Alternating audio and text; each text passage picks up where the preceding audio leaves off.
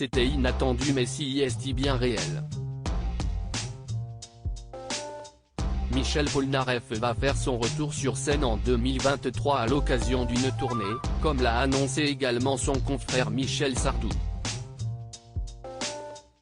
Michel Polnareff jouera ainsi du 24 mai au 8 juillet 2023. Il se produira d'ailleurs à l'Accor Arena de Paris le 2 juillet prochain. Cette tournée est l'occasion pour le chanteur de 78 ans de panser les plaies de la tournée de 2016 stoppée prématurément.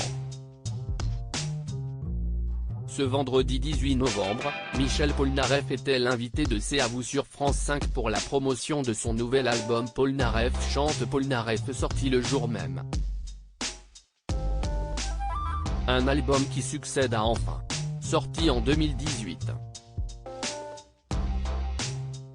Le chanteur en a d'ailleurs profité pour régler quelques comptes avec Patrick Cohen suite à des propos tenus par le journaliste en décembre 2016 dans C'est à vous. Il faut que je parle à Patrick là-dessus, a lancé démeublé Michel Polnareff en pointant du doigt Patrick Cohen. À l'époque en 2016, Michel Polnareff avait dû annuler ses 2 derniers concerts à la salle Playel pour des raisons de santé. Sur le plateau de C'est à vous, Patrick Cohen déclarait le propos suivant: « Je ne suis pas médecin mais si est bizarre cette communication très alarmiste suivie d'un message rassurant sur l'état de santé de Polnareff. » 6 ans après cette séquence, Michel Polnareff a réagi face à Anne-Elisabeth Lemoine: « Le truc qui m'a le plus choqué, c'était le liner qui disait « Michel Polnareff, menteur ?»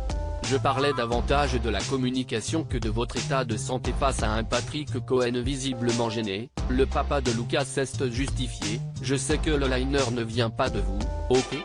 Mais je comprends tout à fait et je respecte le fait que vous fassiez une enquête, que vous posiez des questions, ça me paraît tout à fait normal. Mais je vous ai trouvé quand même très méfiant par rapport à la vérité. Je parlais davantage de la communication que de votre état de santé, lui a ainsi répondu le journaliste.